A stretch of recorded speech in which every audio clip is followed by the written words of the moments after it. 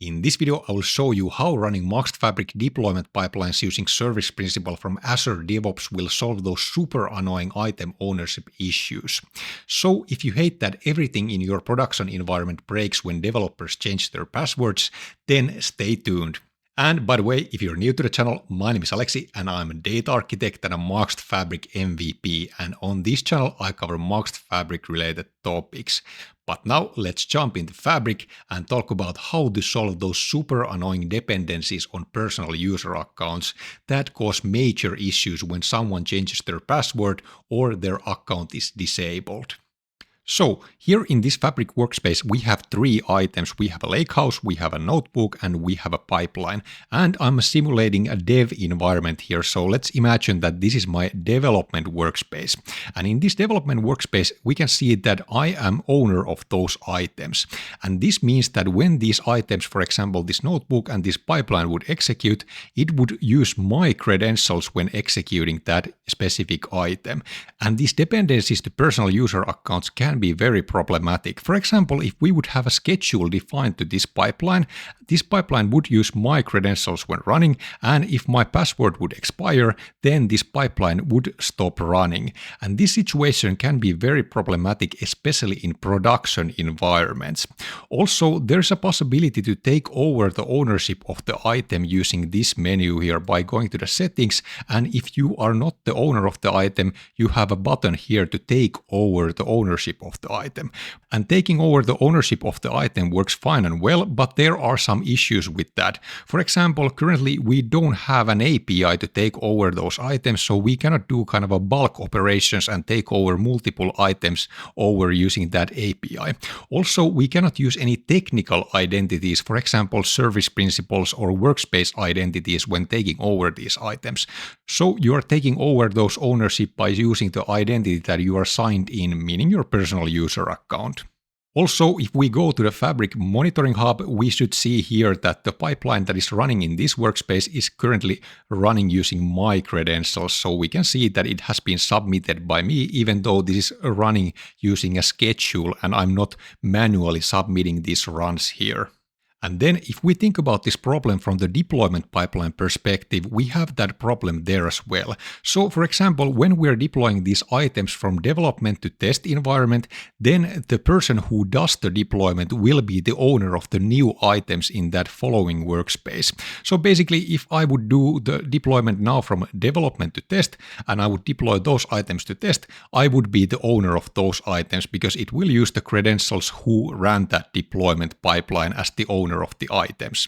Which means that when that pipeline would start to run in the test environment, it would again use my personal user account and have a dependency to my personal user account, and things would get messed up if my password would expire or my account would be disabled. And the same thing would happen eventually in production environment when I would deploy those items to production.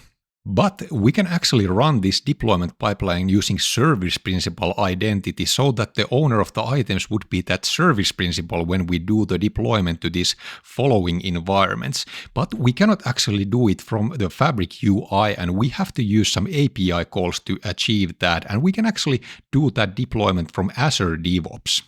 Before I show you how this deployment can be done with the service principle, I want you to know about CertiAce. That is an amazing platform for practicing the Microsoft certification exams like DP700 and DP600.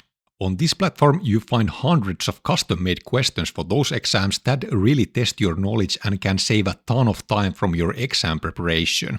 Also, this platform offers very realistic timed practice exams with case studies that you can use to really benchmark your knowledge before taking the actual exam. So after watching this video, go check out certiace.com to ace your next certification exam. And by the way, I'm one of the co-founders of the platform, so some of the questions you see there are actually made by me. But now let's continue with the video. Now we are in Azure DevOps, and here I have this pipeline that we are going to use to run that Fabric deployment pipeline using that service principle. So basically, we're going to use Fabric APIs to trigger that pipeline run there in Fabric using this pipeline.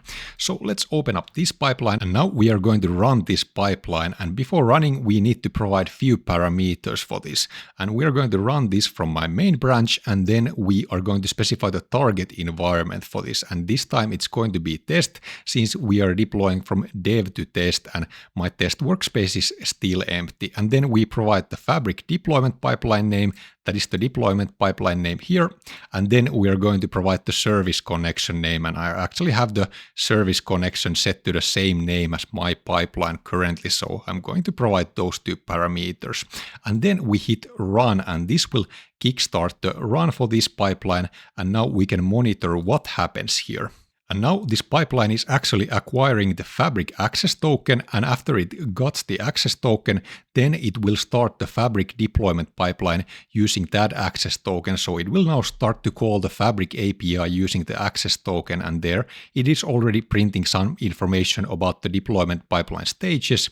And now it has started the deployment, and now it will start to poll the API there to see when that deployment is done. And now this pipeline has succeeded, and we can see that running this whole thing took less than a minute. And most of the time it's spent here in this step where it actually runs the Fabric deployment pipeline and polls the API to see whether or not the pipeline has already succeeded or not. And also this would return here errors if we have any errors in the pipeline and the deployment would fail. It would be reflected here. And now let's go check out our test workspace to see what is the status of the item ownership there. And this is still the dev workspace, but now let's go to the test workspace. And here we can see that the item owner is now that service principal that was running the deployment using that service connection.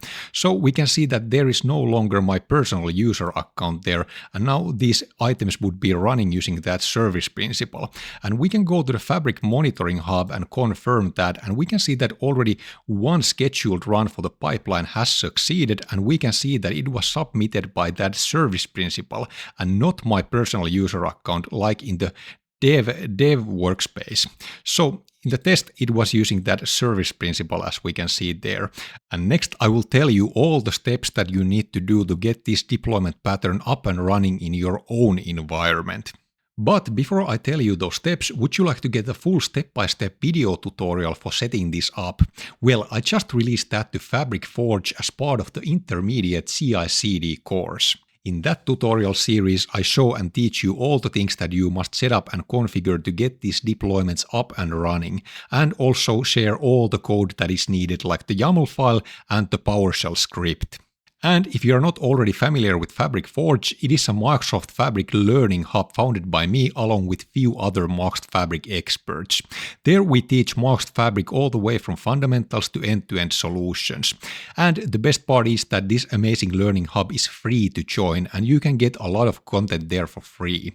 We also offer premium memberships to the platform that gives a ton of perks, like a weekly call with me and other experts, and instant access to all the content we have there, like that CI/CD course that has the tutorial series for this SPN deployment.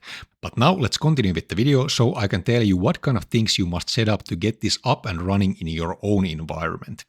First, you need to set up your DevOps environment if you don't have one available yet, and then you need to set up a service connection to your Azure subscription there. Also, this same setup can be configured to GitHub as well, but now I'm using Azure DevOps here. Next, you want to create a security group to Entra ID, and then use that security group in the Fabric admin portal and grant accesses to that service principal to Fabric APIs using this admin portal setting here, and there you have to use the security group in which that service principal is being used in that service connection that you have configured to your Azure DevOps. And then the next thing is that you want to go to your deployment pipeline and then grant admin access to that service principal, to that specific deployment pipeline that you are planning to use. And then to these workspaces that are being used in the deployment pipeline, you want to grant contributor access to that service principal. So meaning to dev, test, and prod workspaces, you grant contributor access to that service principal that you are going to use for the deployment. And finally, in the Azure DevOps, you want to set up this deployment pipeline that will actually run that Fabric deployment pipeline. And that can be done using these YAML files. And here I have the YAML file for that SPN deployment. So first we are taking in those parameters and then we are running those things and first getting that access token. And then we are running that PowerShell script that actually has all the logic for doing the deployment. And we can see the PowerShell script here, but this is quite lengthy script that I have here, but this will actually handle the deployment. And here we have roughly all the steps that my script is doing, because here in my script I have quite a lot of logic so that it is able to return those errors back to that DevOps deployment pipeline, also fail that pipeline if there are some issues with that Fabric deployment. But yeah, overall setting this up is not super difficult, but requires quite a bit of work, especially when creating that PowerShell logic for running the deployment nicely. And if you want to save time and headache, then Fabric Forge is the place to go, since everything is provided there as part of the tutorial. But now I thank you for watching and see you in the next video.